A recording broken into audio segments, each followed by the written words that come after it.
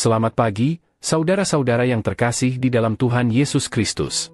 Segala puji dan syukur kita panjatkan kepada Allah yang Maha Kasih, karena kasih setianya senantiasa baru setiap pagi.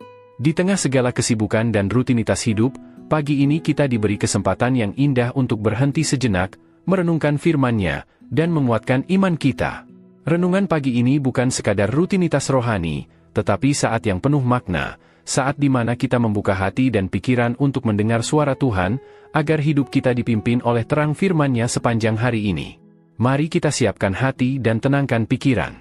Singkirkan segala kekhawatiran dan pikiran yang mengganggu. Hadirkan diri sepenuhnya di hadapan Tuhan, sebab Dia rindu berbicara kepada kita melalui firman-Nya. Shalom, selamat pagi saudara-saudariku kekasih Tuhan Yesus Kristus. Saya berharap kita semua dalam keadaan baik, sehat, dan merasakan damai sejahtera dalam kasih Tuhan Yesus Kristus. Renungan pagi hari ini diambil dari Keluaran 27, ayat pertama sampai ayat yang ke-8. Narsnya ayat yang pertama, demikian sabda Tuhan. Haruslah engkau membuat mezbah dari kayu penaga, 5 hasta panjangnya dan 5 hasta lebarnya, sehingga mezbah itu 4 persegi, tetapi 3 hasta tingginya. Amin. Berbahagialah setiap kita yang membaca, merenungkan, dan dimampukan untuk melakukan sabda Tuhan di dalam kehidupan tiap-tiap hari. Tema renungan kita pada pagi hari ini, perintah untuk membuat mezbah korban bakaran. Saudara-saudariku terkasih di dalam Tuhan Yesus Kristus, mungkin di antara kita pernah yang menghantarkan saudara atau tetangga untuk pergi ke rumah sakit untuk menjalani operasi. Untuk memasuki ruang operasi, tentu tidak sembarang orang diizinkan untuk masuk. Namun ketika diberi izin untuk masuk ke ruang operasi, tentu ada peraturan yang harus ditaati. Misalnya menggunakan pakaian yang steril, harus mencuci tangan, dan ada peraturan-peraturan yang lain yang harus dilakukan. Yang menjadi pertanyaannya, kenapa untuk masuk ruang operasi saja harus menaati begitu banyak aturan? Jawabannya adalah karena ruang operasi adalah ruang yang dikhususkan dari tempat yang lain. Tidak sembarang orang bisa masuk ke dalam.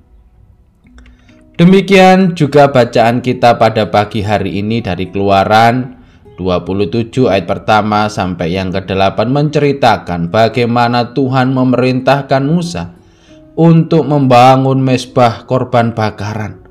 Mezbah yang dibuat untuk korban bakaran tentu memiliki makna yang dalam tentang ibadah, pengampunan, dan kemuliaan Tuhan.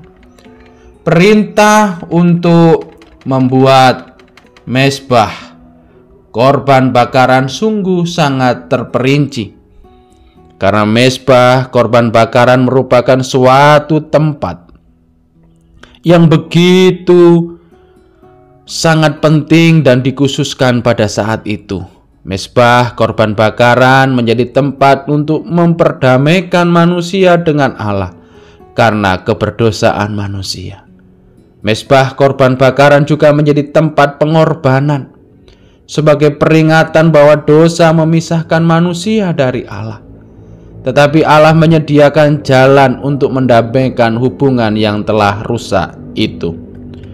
Di dalam perjanjian baru, mezbah korban bakaran menunjuk kepada pribadi Yesus Kristus sebagai korban yang sempurna, karena telah memberikan dirinya mati di kayu salib untuk menebus dosa manusia, agar manusia kembali kepada Allah.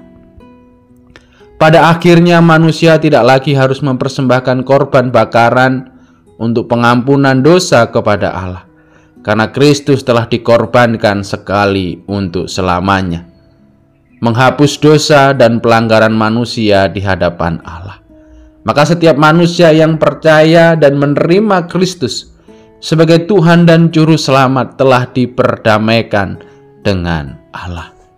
Saudara-saudaraku terkasih di dalam Tuhan Yesus Kristus, Melalui perenungan pada pagi hari ini kita dapat belajar bahwa mezbah korban bakaran menunjukkan pentingnya ibadah yang benar sesuai dengan perintah Tuhan. Melalui mezbah korban bakaran yang dipersembahkan melambangkan pengampunan dosa dan pemulihan hubungan dengan Tuhan. Maka manusia diperintahkan untuk terus membangun mezbah di dalam kehidupan tiap-tiap hari dengan memprioritaskan ibadah dengan cara yang benar yang sesuai dengan perintah Tuhan, menghargai pengampunan Tuhan melalui karya Tuhan Yesus Kristus, dan hidup dalam kesadaran akan kasih dan pengampunannya, dan menunjukkan ketaatan di dalam kehidupan untuk mengikuti perintah Tuhan, serta melakukan apa yang diperintahkannya. Dengan demikian, marilah setiap kita manusia yang telah diperdamaikan dengan Allah melalui karya Tuhan Yesus Kristus mati di kayu salib, terus-menerus bersemangat untuk membangun mezbah di dalam kehidupan yang berpusat pada Tuhan dan melakukan ibadah yang benar sesuai dengan perintah Tuhan. Tuhan memberkati dan menolong kita semuanya. Amin. Mari kita berdoa. Tuhan yang bertahta di dalam kerajaan surga, di dalam Tuhan Yesus Kristus, mengucap syukur atas kasih dan karya-Mu yang senantiasa kami rasakan di sepanjang kehidupan yang Tuhan percayakan. Pagi hari ini kami bersyukur Tuhan kembali menyapa kami dengan kebenaran firman-Mu. Mampukan kami ya Tuhan, agar dapat melakukannya di dalam kehidupan yang Tuhan percayakan untuk terus membangun mezbah Tuhan di dalam kehidupan ini. Kami juga mohon pertolongan dan penyertaan Tuhan bagi kami untuk dapat menjalani kehidupan di sepanjang hari ini, dan kiranya Tuhan senantiasa memberkati kami. Ampunilah kesalahan dan dosa kami ya Tuhan. Di dalam nama Tuhan Yesus Kristus kami berserah hanya kepadamu saja. Amin.